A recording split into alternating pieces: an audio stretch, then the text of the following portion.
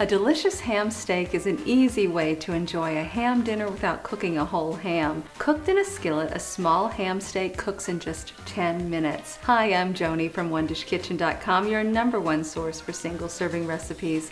Let me show you how to make it. Melt 1 tablespoon of butter in a 10-inch skillet over medium heat. Place the ham steak in the skillet and cook for 4 minutes. Then flip the steak over and cook for 3 minutes more. Transfer to a plate and cover. We're now going to make a brown sugar glaze to go over the ham. Melt 1 tablespoon of butter in the same skillet.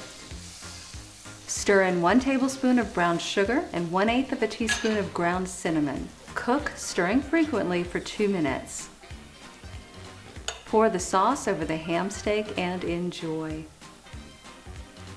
Be sure to check out these great videos and click below to like and subscribe. And please visit OneDishKitchen.com, where we have hundreds of single-serving recipes. At One Dish Kitchen, cooking for one is all we do. Bye for now.